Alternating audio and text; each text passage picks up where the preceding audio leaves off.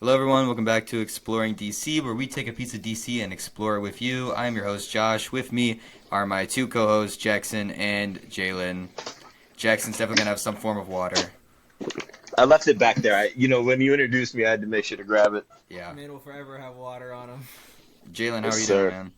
I'm doing really good. I'm in a very studious DC mood. You know, I got the DC encyclopedia. Studious. Dude, I have that Yes. same one. I feel like we Yes, I have talked the about DC this encyclopedia. before. We have on the Steel Yeah. episode. It's You that's know, right I'm, over I'm there. just in a very DC mood today. So Yeah. I wish I could say the same. It was a struggle today, man.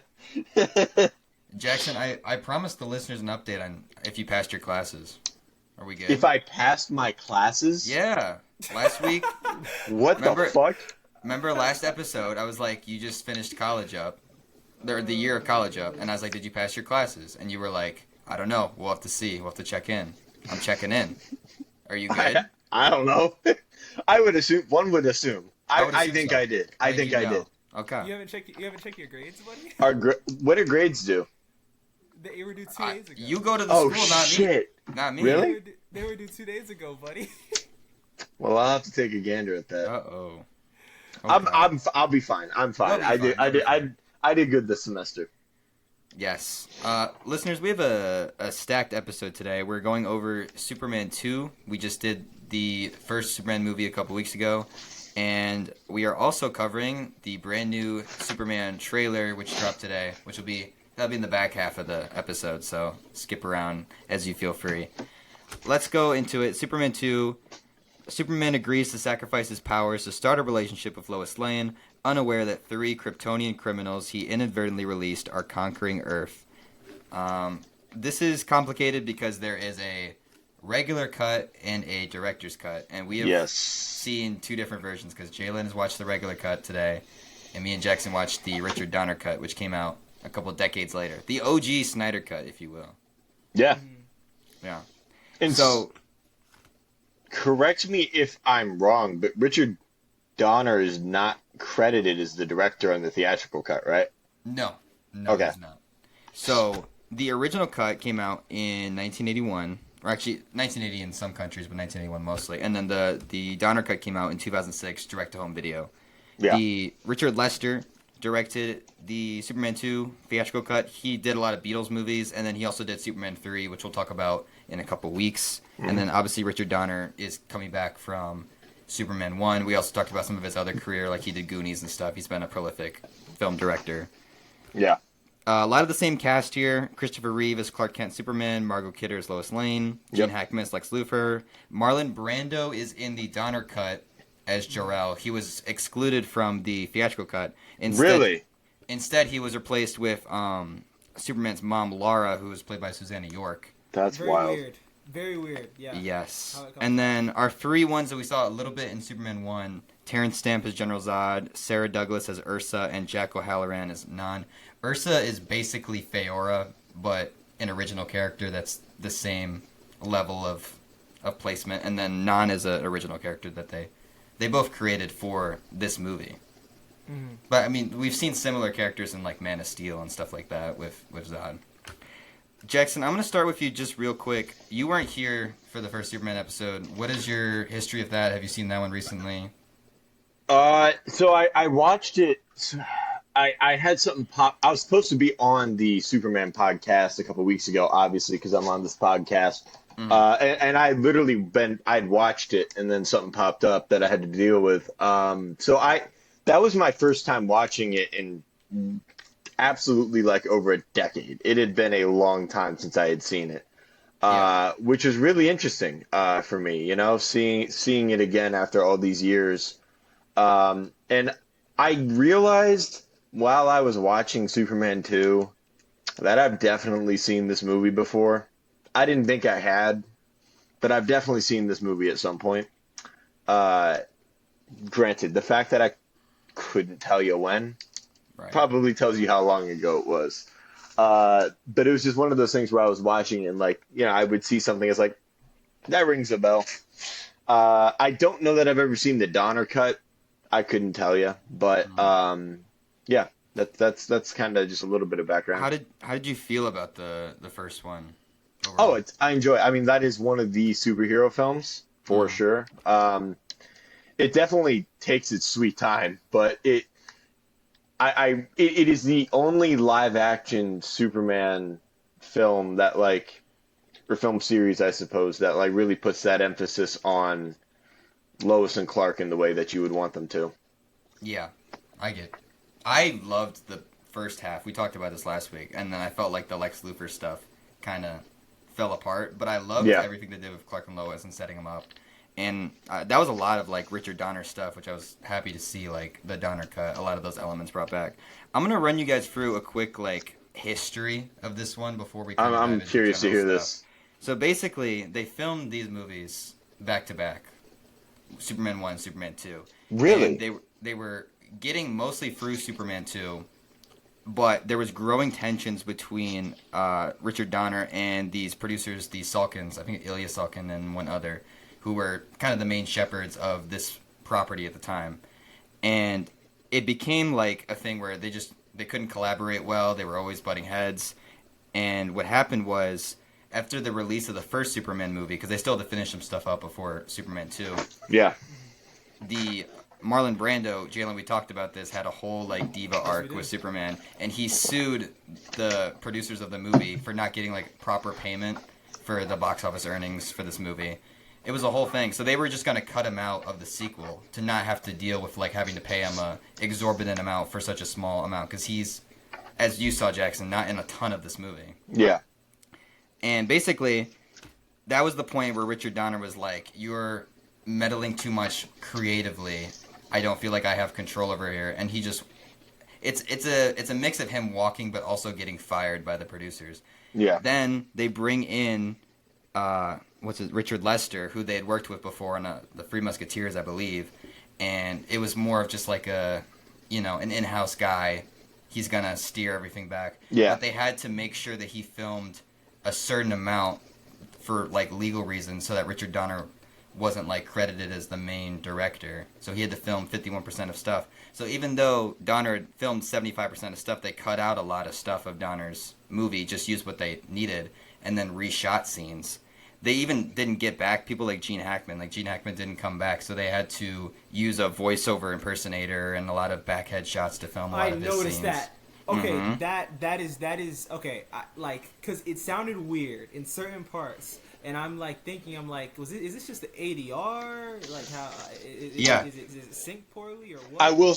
No, it sounds like you could tell. That was a problem in the Donner cut as well, with some of the ADR and just dialogue mixing being really fucking janky. Mm-hmm. Yeah. So you can tell that there was a lot of, even I was reading about scenes in the Donner cut where Christopher Reeve's build is changing a lot because he looked a lot different physically when he was filming for Richard Donner than what he was with Richard Lester. And, Margot Kidder's going for different wigs the whole time. It's a whole, like, mesh of stuff. And I feel like you could probably feel it a lot better than we did, Jalen, because a lot of our stuff was Richard Donner stuff with some Richard Lester scenes used when needed. Because obviously Donner didn't film everything. But yeah, that's kind of where we're at with this one. Yeah, you could definitely tell a lot in like cinematography, like a lot of you, because I'm pretty sure, and I don't know if you're gonna get to this in like in your information section, but I'm pretty sure the cinematographer died. Yeah, not only the cinematographer, but also the set designer died on the set of Empire Strikes Back, of all movies. Wait, what? They died Yeah. on the set of.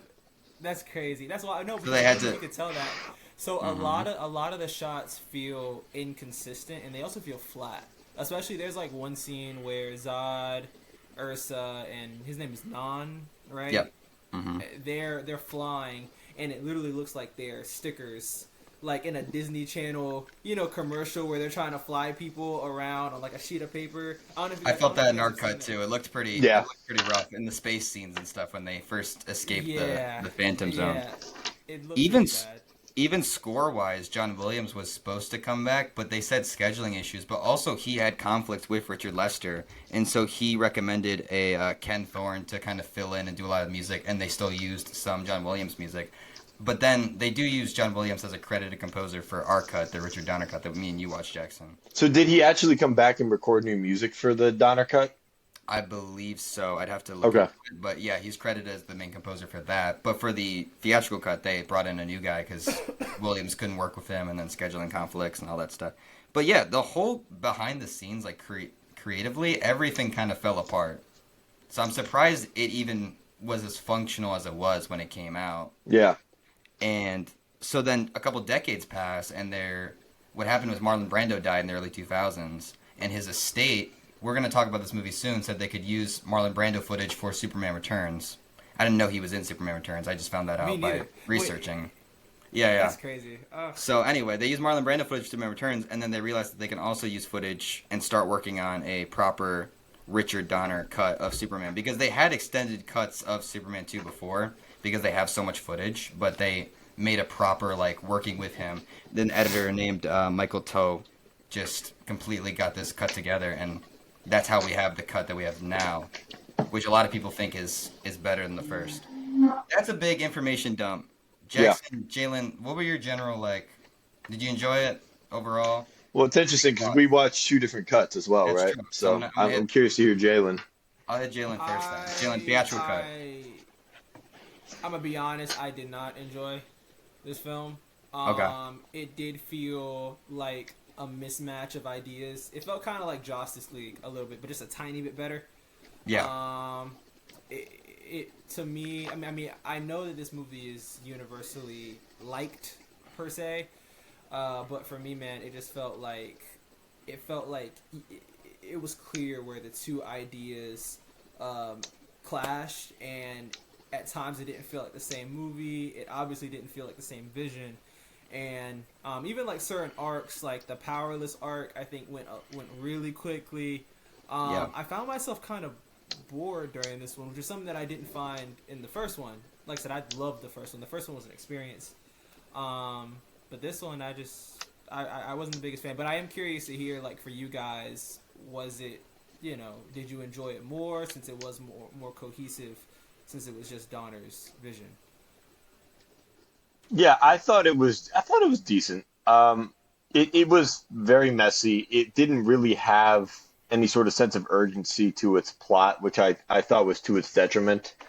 But I thought that the dynamic between, Clark and Lois was very, very, very, very, very good in this one.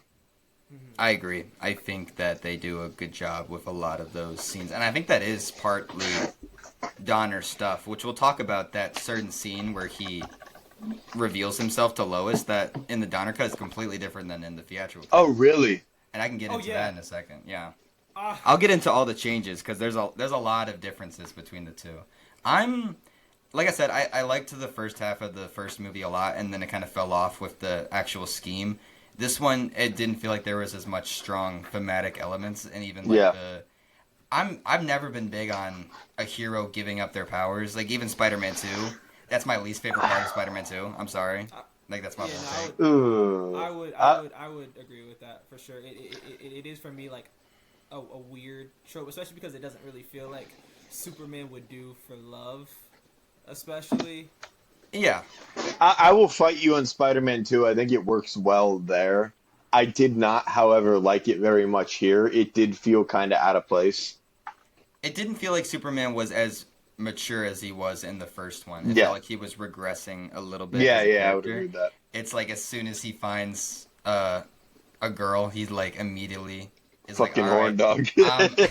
I'm out of here. I'm done with this Superman stuff. And like it's kind of ridiculous how much the Kryptonians are destroying and taking over everything, and Superman's just like Yeah, he's just fucking, sitting there. he's just fucking off like somewhere else. Yeah, I'm like, there's this really crazy scene where, Superman's at the bar, and then it cuts to this just like not even like it could not have been more than 30 seconds. This really quick scene of Zod and them just destroying the Washington Monument, and then it just like cuts back to Superman dicking around. That was one of the wildest editing choices that I've seen in one of these. yeah, you can tell even with the director's cut, it still wasn't the full like. Yeah. I don't think it was the full idea of what he wanted the final product to be. Yeah, and I guess that's kind of what differentiates this with like the Snyder cut, because Zack had all of his footage, right? He shot everything that he wanted to shoot. Um, from what I understand about this, Donner didn't. You No. know? It was all cobbled together from what he had before, some like Yeah. VFX stuff added and all that. Let me get into the big differences because that is interesting and that's like a big differentiator. The opening is completely different in this one. Jalen, in yours, there's an Eiffel Tower sequence where Superman is stopping some people. Yes, so in mine, it opens with Zod, Ursa, and Nan snapping a random Kryptonian guard's neck and then getting caught up in the little rings and junk and then being, reprimanded by the Kryptonian Council. No Marlon Brando, like in the very first film. It was kind of like expanding on that very first scene, but then we cut to, in my opinion, a really cool scene at the Daily Planet where Clark is like bumbling around asking for Lois, and Perry tells him that there are terrorists who have a hydrogen bomb at the Eiffel Tower, and he goes, saves Lois, and throws the hydrogen bomb into the atmosphere, which then somehow breaks Zod and his people free from the Phantom Zone. Yeah, right. So in our cut, it's a lot more cohesive with the opening with Zod and stuff. You see Yeah. Marlon Brando. There's a lot more wide shots. Like I saw the differences between yours and ours. Like there's Yeah. wide shots of Zod and the crew, where in yours they're like very close ups of their faces. Mm. And then there's no Eiffel Tower sequence. It goes into a Daily Planet sequence where Lois is like just off the dome figuring out Clark's identity. Like she just scribbles on a What? newspaper and figures it out. Yeah. And then basically it's a little bit of a recap of the first one. I actually like this more than yours, where it uses the missiles that Superman steers from the end of Superman 1. He steers it into space, and it that is the missile that hits the Phantom Zone and breaks them free. I don't think that's a like super interesting plot device either way to break them out, but if you're Yeah. gonna do a missile, you don't need to introduce a second missile. Yes, another one. Like you already have one, and it's cool that like the consequences of the first movie tie into the second. Yeah. Yeah. So I thought the kinda- opening for ours was a little better. Yeah, no, when you put it that way, because I'm gonna be real, at first I was like, they both sound kind of bad. I'm gonna be Yeah. honest, they both sound like they're just kind of throwing you in and trying to find a random plot device to break Zod and his people out of the Phantom Zone. But when you truly look at it, it is better thematically if you do use the bomb from the end of the first movie. Right. Instead of just a random hydrogen bomb from random terrorists, Yeah. So then a lot of the stuff stays similar. Another big thing, there's 4 big things I think that are changed. The second one is how, in yours, Jalen, Lois falls off Niagara Falls and Superman saves her, right? Yes. In our movie, what happened is in the Daily Planet, Lois is like, That's not in the theatrical.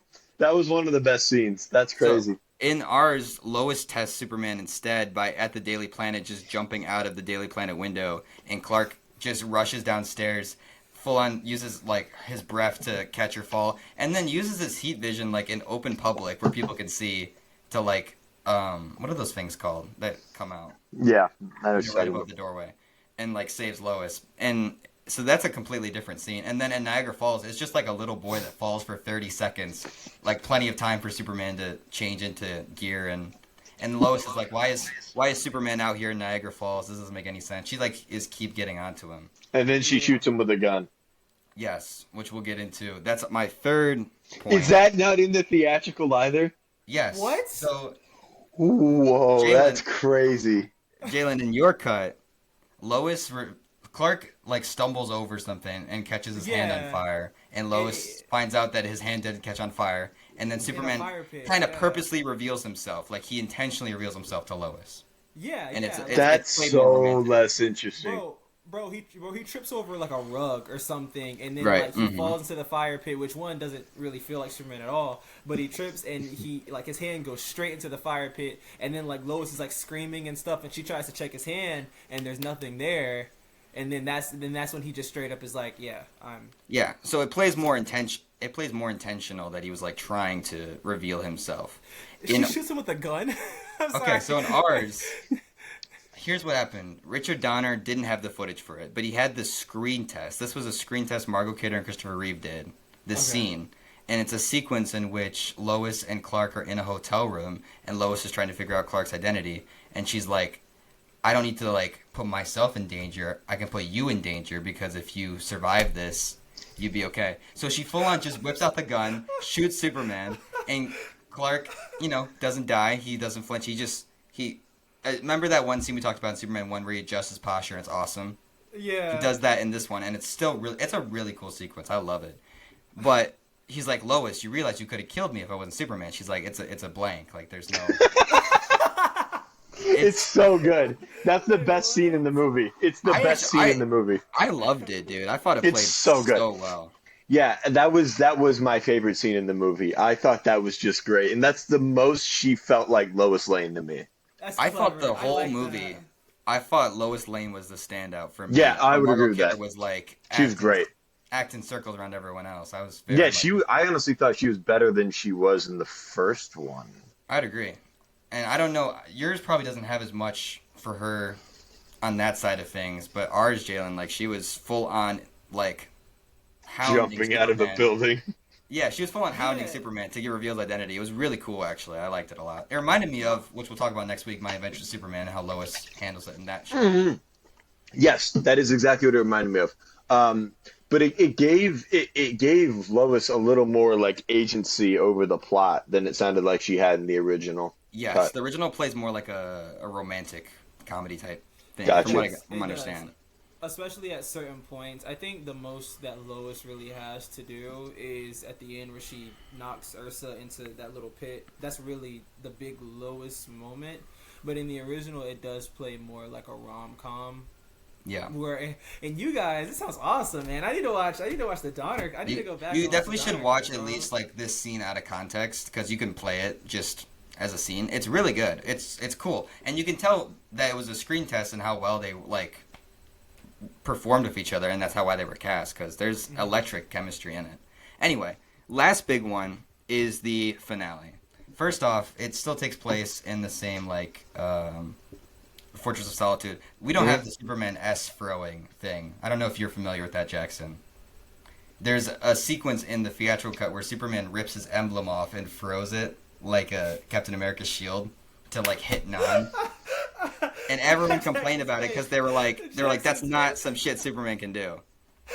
Like he physically tears it off of his suit. Tears it off. No, but Jackson, it stays. Like he has the S here, and then he has the S in his hand at the same time, and he throws it, and it turns into like a big wrap, and it wraps Zod.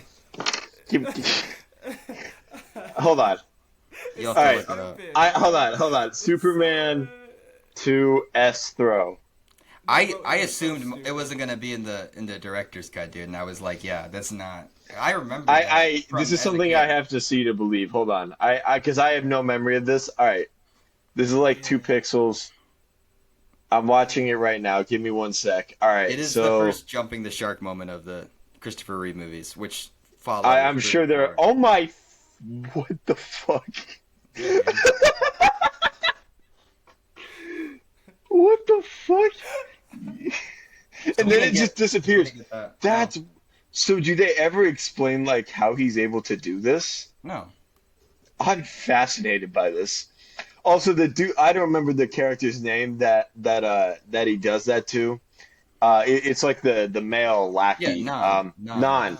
He's fascinating face. Just a fascinating build. I was fascinated by that guy the entire time. He's a huge man. Actually big man. There's one part that I forgot to mention in the theatrical in my cut.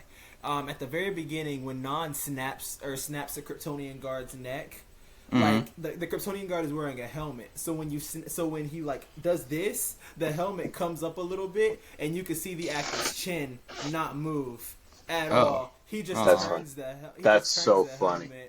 And it's like an editing error or something because like then it's like a little cut. It's weird. Yeah. It's weird. Interesting. It's very interesting. Anyway, here's the ending. Jalen, and your ending is let me think. Basically, Clark and Lois having a conflict that they can't be together, right? Which is something that isn't ours too, because Superman like can't have a relationship and be saving people all the time. So in yours, they have a power that's apparently real in the comics but rarely used. Why don't you explain that real quick to me? It is.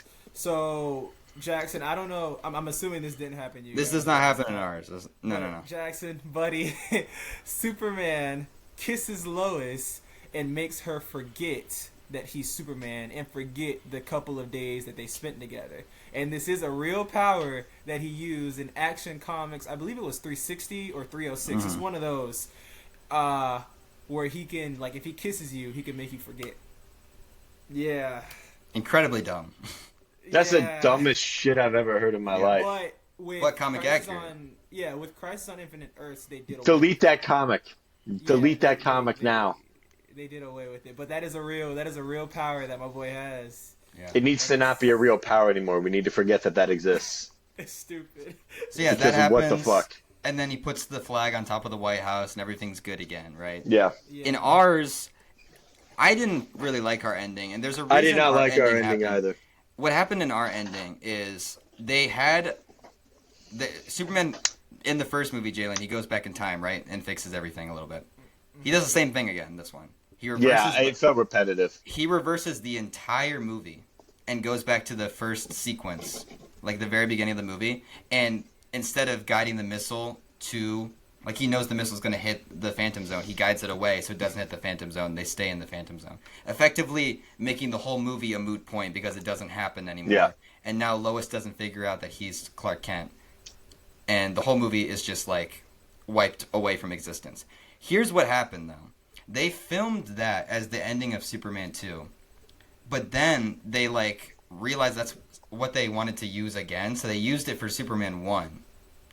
And they were like, okay, so since we're going to use this for Superman 1 instead, by the time we get to the ending of Superman 2, we're going to figure out like what we want to do instead to end it off. Oh. But because of what happened with Donner getting fired and everything, they never got to film the proper ending for Superman 2 for what they never figured out what they were going to do. So they were just like, let's just use the original ending that we were going to go for way, way back, which is reversing time. So it feels super repetitive after Superman 1, but like Superman 1 wasn't originally supposed to end with the same sequence. Oh. That said, Jackson, I still don't like any movie that like reverses time to remove the whole movie. No, I don't like it either, but that makes a lot more sense of why it did that. Yeah. That's fascinating.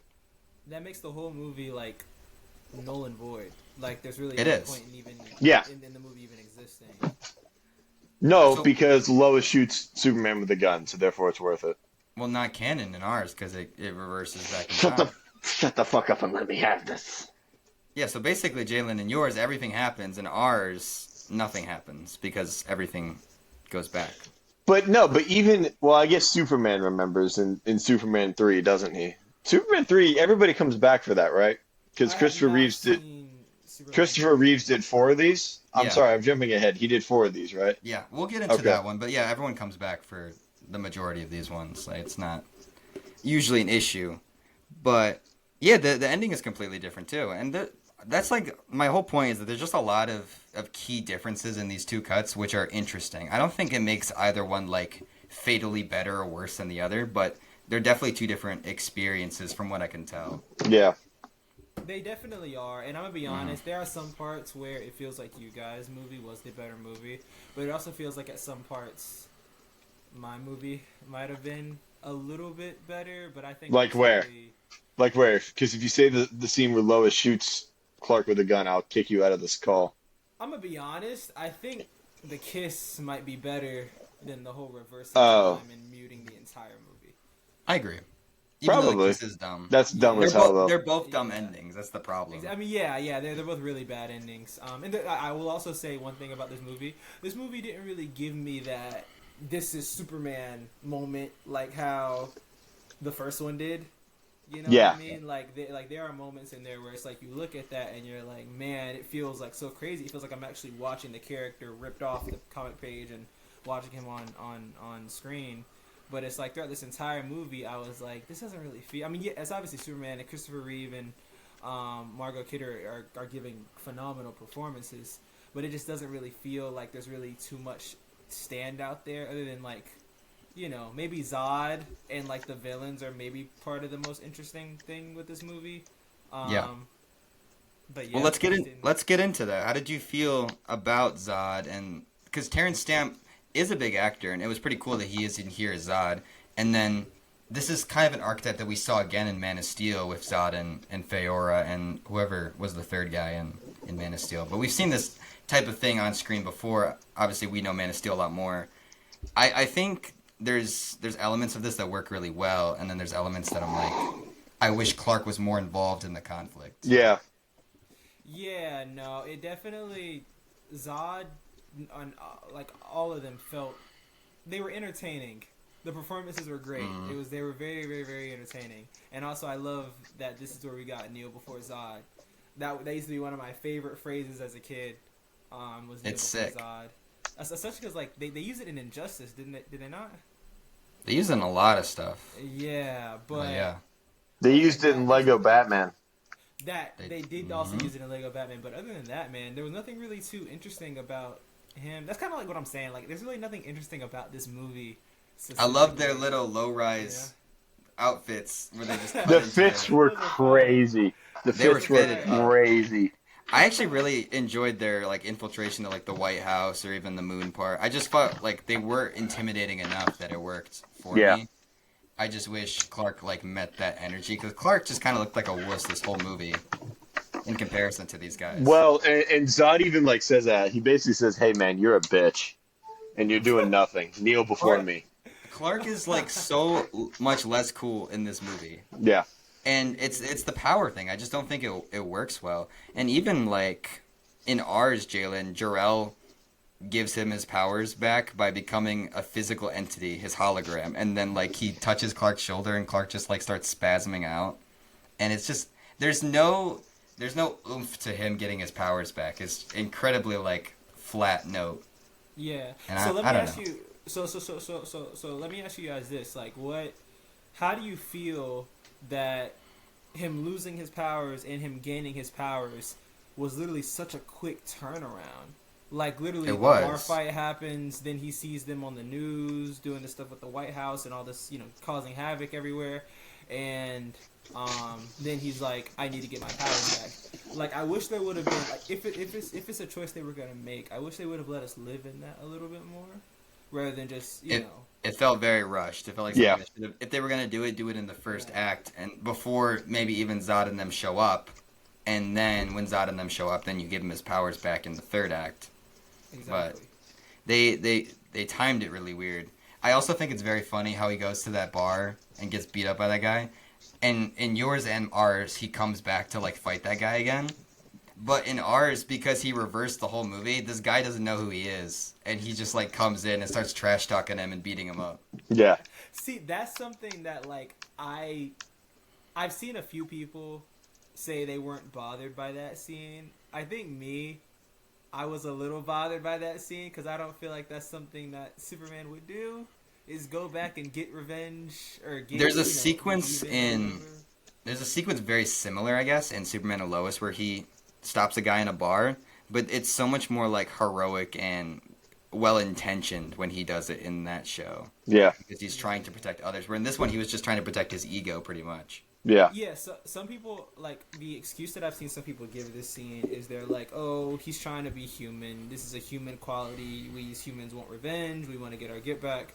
Yada, yada, yada. But I'm like, if Superman is supposed to stand for the best of humanity, I don't feel like, or at least I've never seen an adaptation in comics and media where he goes back and gets revenge. The most that I've seen is in Man of Steel when he tears that guy's truck up. But that's like, I can understand that rather than going and literally like pushing this guy across the table and humiliating him in front of all these people. You know what I mean? Right. I get you. I didn't think it landed very well. You know what? I'm gonna transition. Another thing that I still like am so mixed on is Gene Hackman Lex Luthor. I am all over the place with this guy because he's very fun, but also does not fit tonally. No, he's made out to be a little more bumbling than I think he should be. He doesn't come off as a smart guy. He comes off as just like a guy who gets lucky and bullshits his way out of situations.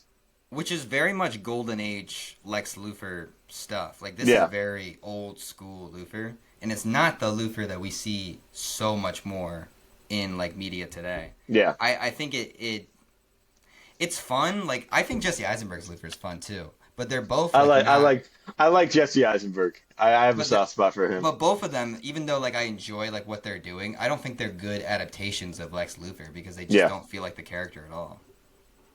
Jalen, did Yeah, yeah. you like enjoy Luthor's? Because he feels like such a weird inclusion in this one. he does. He felt like He doesn't get much to do. yeah, he felt like a tacked on B villain, you know, and we know how those go. Like it makes it feel overstuffed, especially when you're dealing with three Kryptonians, and then to add on Luthor and Miss Tessmacher on top of Yeah. that, you know, and then whatever Luthor's plot is, you know, like I understand that inclusion of Luthor since that is Superman's, you know, main antagonist, but I'm not sold on this version of Luthor, and this honestly might be one of my least favorite versions because I also have a soft spot for Jesse. I have a soft spot for the entire DCEU. I love the DCEU, Right. but I also have a soft spot for Jesse Eisenberg. Yeah. But you know. I felt like we could have taken a break. We left him in a good place at the end of Superman 1 where he's in prison. And then you could have brought him back in Superman 3 if you still wanted to use him. It feels like he's not adding anything. The only funny bit is that General Zod, every scene is like, okay, you can kill Lex Luthor now. Yeah, And that he's was a good he's like, bit. hold up, buddy, hold up. Or like the parts where he's like, I just want Australia. I just want Cuba. I'm Yeah. like, Lex Luthor, they do not There know was what a that is. there was a funny bit where Zod said where Zod basically called him the leader of Australia. Yeah. And I thought that was a funny line. So when Luthor's like caught up in shit and trying to weasel out of it, I thought that was fun, but like I just don't think he fit very well. Yeah, I would agree with that. Even the prison breakout was like so Adam West coded, just very goofy stuff. At least they got rid of Otis. I fucking hate Otis, dude. Otis makes me so upset. I don't understand that character. Yeah, I don't know. There's not much more to talk about. I think this one is pretty standard.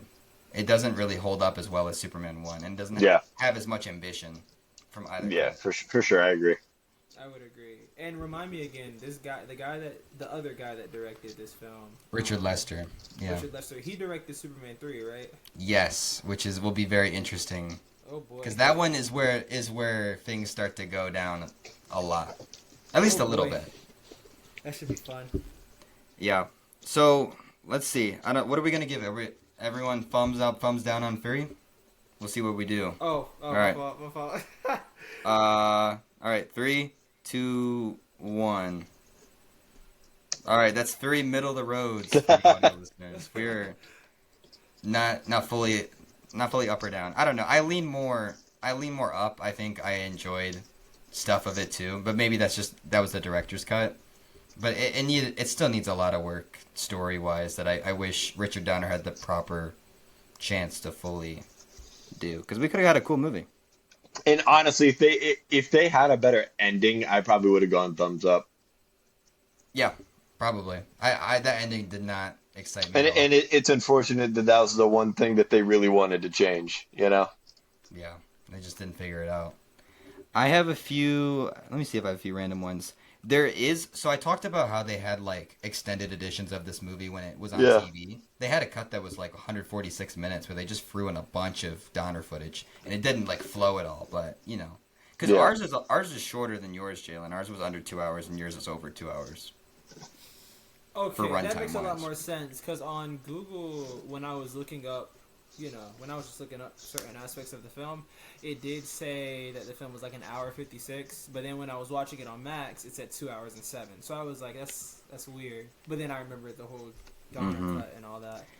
But anyway, the only reason I bring up this broadcast TV version is that there's a key scene that I think helps where, so in both cuts, Superman just kind of throws all the Kryptonians off a cliff. Yeah. And it kind of plays like he just kills them. It does. Like Michael Keaton style, where it's just like he kills them, but it's not really like super intentional. Because he blows up the Fortress of Solitude right after. That's true, right? And like you don't see ever Lex Luthor escaping, so it plays really weird. And apparently there was a scene that they shot where a quote unquote polar patrol, I guess some guy out there, picks up the 3 Kryptonians and Lex Luthor and just puts them in like a terrestrial Earth prison. So in ours, like I think they go back to the Phantom Zone, seemingly. But like in this one, in the scene that they shot, they would just go to an Earth prison and come back at some point powerless. But Yeah. I think that would have helped in either cut to like it just plays really bad that Superman just throws them off a cliff. Yeah, or It Lois does does. too, I guess. Lois does. Lois does. Let's see what else I got. The early version of the scripts, this is before they even shot the original Donner stuff, had a fourth Kryptonian named Jack L, who was an evil prankster comic relief character, and that does not sound like something that would have landed at all. So No. I'm cool. No, We no, didn't no. get it. Yeah. Good job not including that. Yeah. The actresses and actor for Ursa and Nan did not get along with Christopher Reeve, apparently. Hmm. They said that their favorite actor to film with was Gene Hackman as Lex Luthor. Which, I mean, fair. Interesting. Gene Hackman seemed like another complete diva, though, on both of these, because he didn't come back for the reshoots. He had a whole thing where he wouldn't wear bald caps for everything. He only wore bald caps for the prison sequence because it didn't make sense that he would have wigs and stuff. Yeah. That's why he was bald. This was the most expensive movie ever made at the time of release. On a budget of $54 million, it made a box office of $216 million. So, didn't do as good as the first one, but like not bad. Yeah. Yeah. And then random one. There's a framed photo of Bill Cosby in Perry White's office. I just found that in the IMDb trivia. That's funny. You know, times change, man. I also saw the Twin Towers prominently in Superman 2. It's just like it's fun going back to like movies and just seeing like how much things have shifted, especially when they're supposed to be modern movies like how this one is. Yeah. Yeah. That's all I got, unless you guys have anything to add. Nope. All right, let's we got let's move on to why most people are probably listening to this. Yes, the big thing that came out today is that it's no longer called Max, it's called HBO Max. Let's go. Let's go, baby. I cannot wait. I think this is a genius move on HBO's part. I think we've all been waiting for this for a while. It's been something that we've been talking about a lot. Dumbest I know, fucking right? company. Dumbest fucking company alive. You know, it was honestly a big competition there at a point where it was Max versus X for dumbest fucking rebrand name Yeah. ever. Because neither of them are good for searching. No, neither of them. That's the problem. It's just that they're too broad. And then even Max, they were like Max, the one for HBO. Like, Yeah. What the fuck? I don't know. It was an early David Zaslav move that was just. They need to fire everybody involved with that decision. But that's neither here nor there. It's funny too because rebrand stuff apparently takes a long time and a lot of money just for them to change a name. For fucking something stupid like that. And now they're just changing it back. But I did enjoy all the like random posts they were putting out today, making fun of themselves. I thought it was fun. I'm excited. HBO Max, finally back to normal. No, I'm kidding. Let's talk about the Superman 2025 trailer. I have it kind of mapped out for us so we can talk about it. But I'm gonna get your guys' individual thoughts first, just broad overview. Jalen, I'll start with you. I cried multiple times. I watched it about 30 times. I watched so many reactions. I loved it. This was exactly what I needed. This scratched an itch. This pulled me in. I'm in. Yeah. So everything that Jalen just said can be applied to the Andor finale that aired last night for me. But Brother, this guy stinks. I did watch the Superman trailer and it looks pretty good. Man, this movie just looks so interesting. I am fascinated by every choice made behind the camera on this one. And I don't even mean that in like a necessarily like negative way or a positive way. I don't even fucking know. It's got such a weird color grade.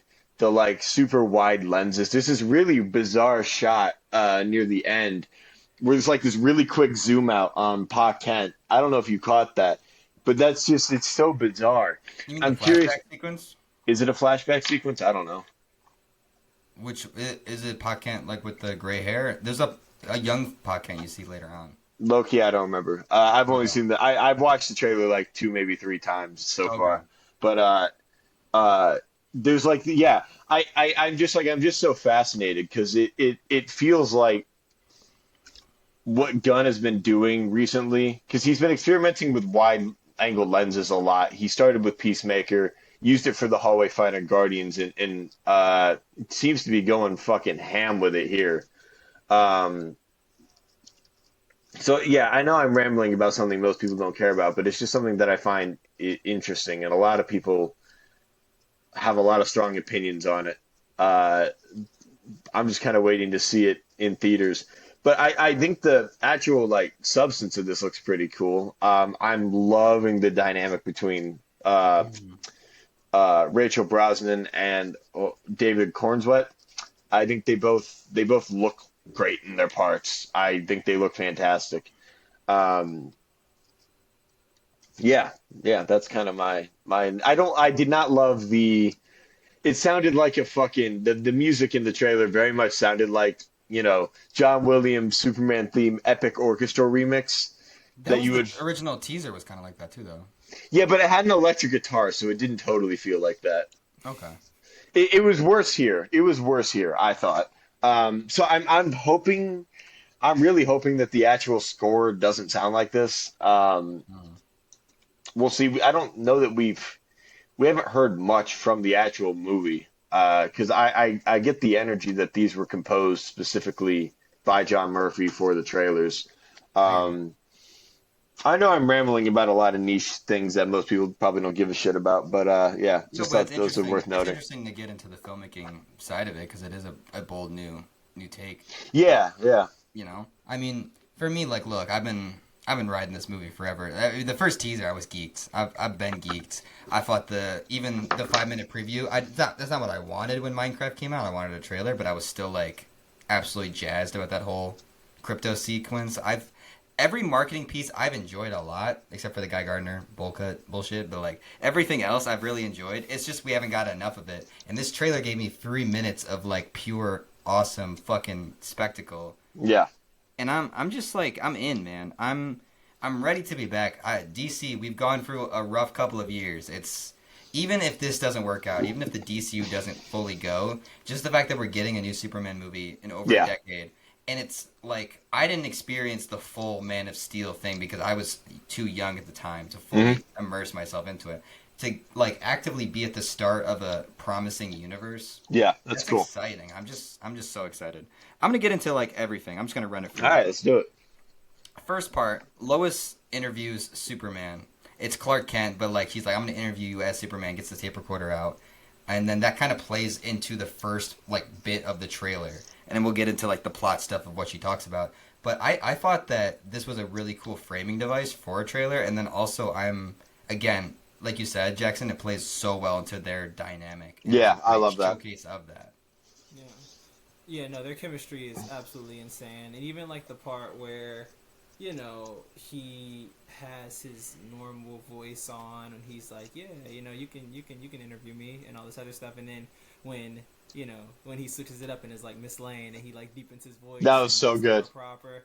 And like he even like sits up and changes his posture a little bit, you know what I mean? Like that is Superman, and that is like what Josh, me and you talked about on the very, when we talked about the Hmm. very first Superman movie, is that is one of the most tantalizing aspects of Clark Kent and the way that Christopher Reeve played Clark Kent and Superman is that Yeah, switch.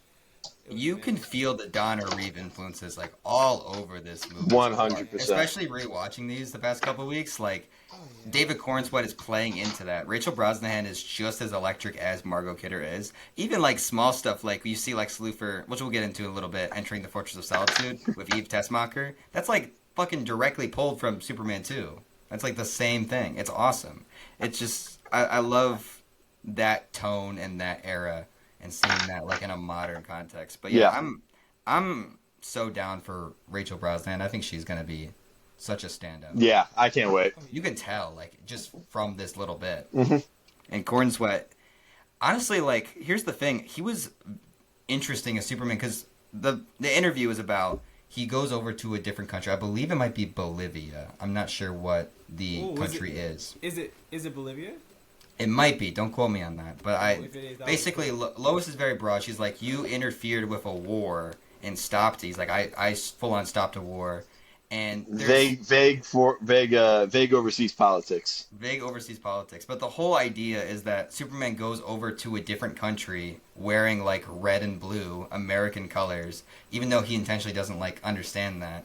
does it just to like save people and be a good person, but it plays into like, hey, you can't just be like crossing over and interfering with like political lines and wars and all this stuff. And he gets in trouble with the new Secretary of Defense, Rick Flag Sr., played by Frank Grillo, which we were talking about in Peacemaker last Yep. episode, of like how is he going to fit into this movie. Now we know that he's out to like arrest Superman.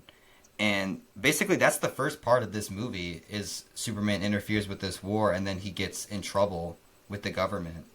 I think it plays into something that Man of Steel kind of played into as well, with like how would Superman operate in a real world, but it's less grim dark and less like doing the Jesus allegory and more I think it's just more fun with, or not more fun, but like it's interesting how they're playing into it. Yeah. Yeah, like If that it makes feels sense. like it feels like they're playing into it more from the lens of kind of like when James Gunn first announced it in that announcement like 2 years ago, when he was like he's like the embodiment of good in a world that believes good to be old-fashioned. Even like in that conversation, you know, when he gets more upset because it feels like Lois, his girlfriend, the person who's supposed to understand him by his side, is like challenging his ideology of what good is supposed to be. And kind of like you said, like he doesn't understand that he's going into enemy, you know, or he's going into a foreign country that has nothing to really do with the U.S. in American colors. You know what I mean? And it's like, Yeah. obviously they're going to view that in a certain type of way. America's going to view that in a certain type of way. Bolivia, if that is Bolivia, is going to view that in a certain type of way. When even he's just like, I wasn't going to represent anybody. I was going to represent me, and I was going to represent, you know, good, you know, and people were going to die if I didn't go. I love conversations like that, dude. That is why I love that Civil War conversation between Cap and Tony and everybody else. I love conversations that test ideology of what superheroes and what metahumans can and what they can't do because of the government of any kind. That's so good. Yeah. Yeah. Even on a broad surface, like it's cape movies. It's not going to be as deep as you want it to be, but it's cool that they're injecting elements of that because it plays a lot better than just like, oh, Lex Luthor's really pissed off at Superman, which also is an element of this movie, but there's so much more to it, seemingly. Yeah. Jackson, are you liking what they're setting up here? Absolutely. Especially again, I'm totally on board with Lois and Clark. I am here for that. Yeah. Rick Flag Sr., Secretary of Defense, logical Yeah. follow-up to Creature Commandos? I mean, it's hard to say because we really didn't get that much of him in Creature Commandos, did we? I don't know. He definitely seems like he's going to come off much more like an asshole in Superman and Peacemaker. But considering it's Gunn's character, I'm sure he's going to make it work. I'm not really concerned about it feeling inconsistent or anything. So Yeah, I think it'll be fun. I think the one thing is interesting, just that he played against Amanda Waller at the end of Creature Commandos, and then he gets promoted into Secretary of Defense, and then obviously in Peacemaker, Yeah. now he's leading Argus. He's just like jumping all over the place, yeah, which is kind of cool. But also we see with him two characters that are very interesting. The Engineer, who is this character that is part of the Authority team. We were maybe supposed to get a movie. We don't know now. Jalen, you probably know more about this character than we do. And then also there is a masked character with a U on his chest. A lot of people believe this is a Superman clone, Ultraman style situation. We don't know the full extent of what it is, and this trailer doesn't give us much. Jalen, how are we feeling about the Engineer as a character they're bringing in?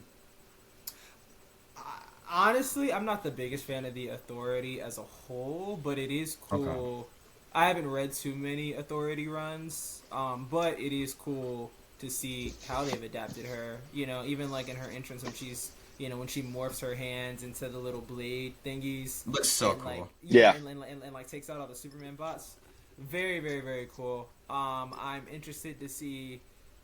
That is one thing that I will kind of agree with Jackson on when it comes to the look of this movie. Some of the powers, there's a power in specific, which I'm sure you guys can guess, that we caught a quick glimpse of that I'm like, I don't know if I like how that looks. Are you talking about Green Lantern? Yeah, I That didn't was fire. Like, I don't care. I didn't The like bitch how slap. that looked. Whatever, but Yeah. but yeah, like back to the Engineer, it is a really cool inclusion. I do hope, because it does feel like we do have a lot of characters here. I do hope they give each character enough time to breathe and formulate their own character in this world, since we are testing ideologies of superheroism. Because it did seem like in that scene she was walking into the fortress with Lex Luthor and Eve Right. Skywalker. That's where I'm curious where her allegiances are, because she is seemingly with Luthor at points in this movie, but also she's working with Rick Flag. And why is Rick Flag working with, like, super-powered characters in, like, a government role? That's not something we normally see. It's interesting. I want to see more of this Ultraman thing. I think they're going to hide that, if that is what it is. But we see a little brief glimpse of him, and I'm very fascinated to see what that plays into. Yeah, absolutely. We have seen a lot of Superman evil clone stuff in media over the past decade. Do we need another version of that? Like, I don't know. I don't believe so. I will say that, like, the fight that they have in the football stadium or the baseball stadium or whatever that stadium is, it does that is the one moment where I will say it does look a little funny. It looks like we're zoomed in a little too much with that wide lens. But yeah, other than that, it looks really cool. Yeah, we can get into that for a second. Jackson, you feel like the camera work is interesting in this? It's just so expressive. And it's honestly, it's just, I kind of got to wait and see it in context. I'm not crazy about the color grade. That's kind of the one thing where I'm like, I don't know. Because it's got this like very sharp digital look, which usually I'm not crazy about, but the lens is so wacky. It's adding like this really interesting distortion on the edges of the frame at times. Because they're using a photography lens. It's this really wacky photography lens that's like basically three lenses in one. It's bizarre. So it is one of these. There's been a growing trend in Hollywood of using like more unconventional lensing in films, like Dune 2, The Batman, shit like that. And this is kind of continuing that trend, just going in a very different direction. And also like that kind of ultra wide look is rather trendy. But it feels like a natural evolution for Gunn. I don't know that I love the color grade. That's the one thing that's throwing me. See, because I'm like, some stuff looks a little funky, but It at does. the same time, I love seeing any ounce of saturation and color over the gray Yeah. hellscapes we have seen. Oh, yes. I will take this over a Deadpool and Wolverine any day of the fucking week. Any day of the fucking week. It intrigues me so much because it's not perfect, but it's so fascinating to look at. It is. I'm like, Okay, and there it is. It's never boring. You know? yeah. I have not seen a single shot from this movie where I'm like, oh, that's boring. Everything is interesting.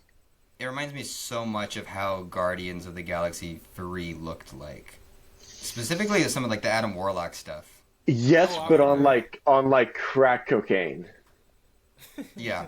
But like even that movie, like it felt like there was a lot of color, but also there was color in gray scenes. It was weird. Like I feel like this thing is also the same because we see a lot of Superman like in rubble and stuff, and it's cool how they like approach color in those sequences and how they shoot that.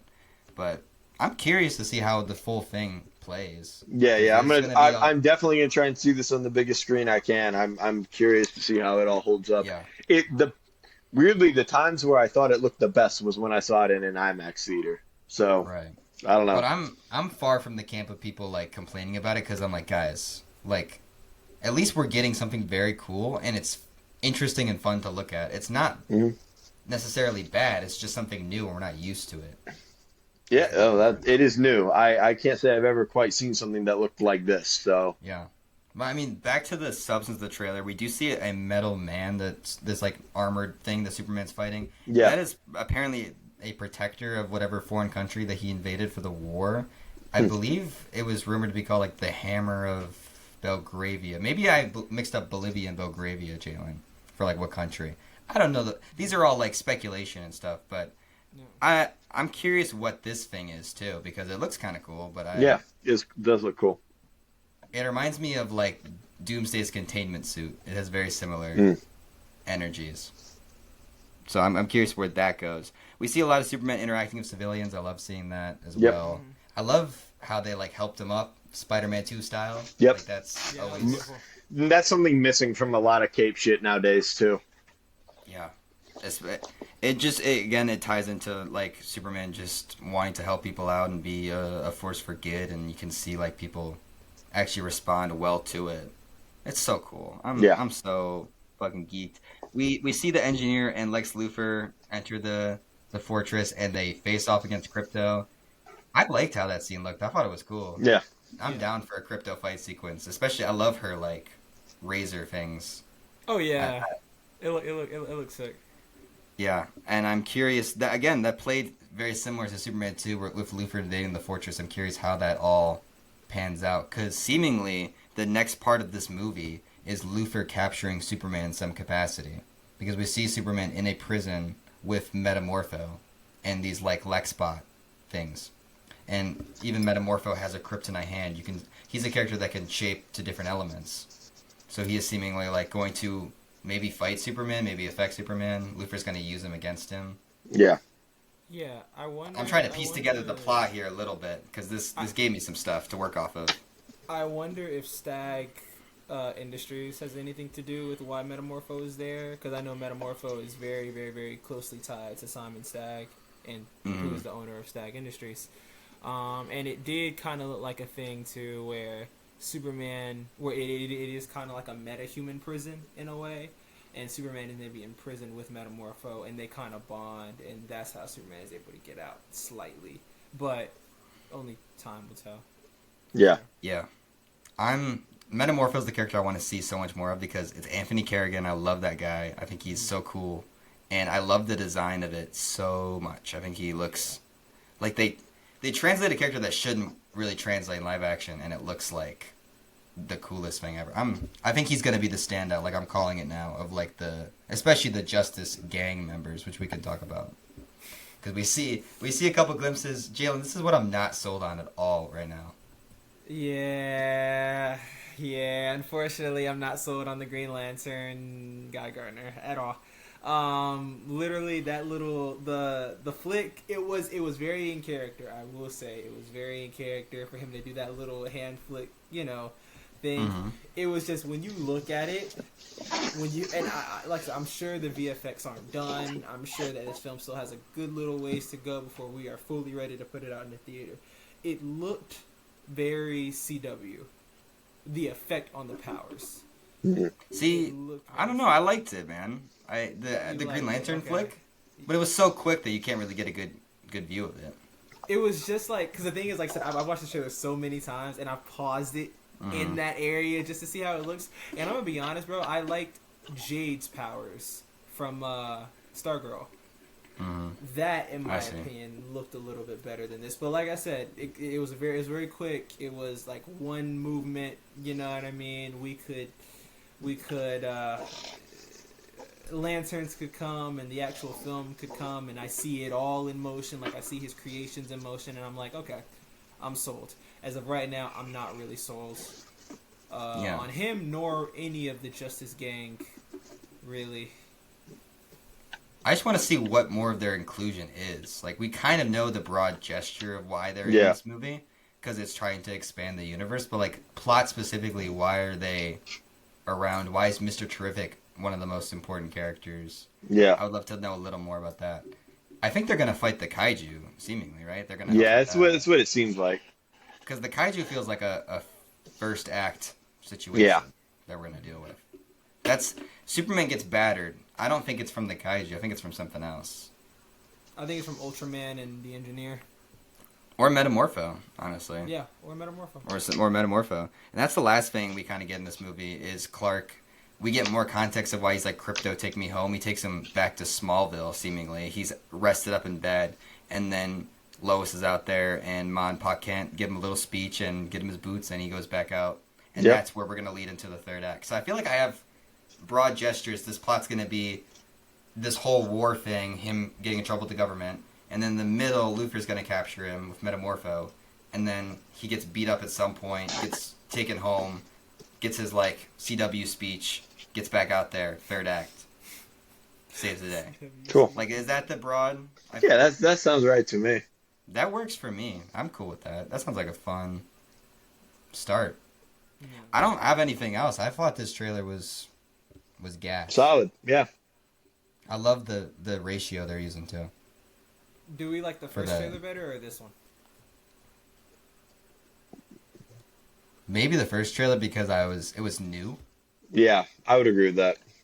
and there's very powerful shots in the first trailer because there is the one where he saves the little girl. There's Yep. the Superman flag shot. There's a lot in that first trailer. I still think about it like Yeah, all the yeah. time. But I this trailer was just as good. it was very very solid. Yeah. I would agree. Do we? So now we're in the full marketing. Yep. So I'm sure we'll have updates most weeks. I'm sure. I'm excited. I need everything right now. Do we have anything else before we wrap it up? The poster's really bad. The headshot of him. Yeah, that was bad. That one looked bad. Yeah, I don't know why they like frame it kind of weird. I just want like zoom out a little bit. Yeah. That's the thing. I think it just looks too zoomed in. Yeah, yeah. Do we think we're gonna get a really shitty talking or not floating head poster? Yes. Oh, absolutely. It's a given. Absolutely. I love the teaser poster. I think it's Fantastic. Beautiful. Beautiful, beautiful. beautiful stuff. Yeah. Anyway, Superman's gas. I'm just so excited. That is it for this week. Next week, guys, we are talking about My Adventures of Superman, continuing Summer of Superman, but with a TV show. And we're going to cover the first 2 seasons of that. So, Yep. Thank you for listening. Bye.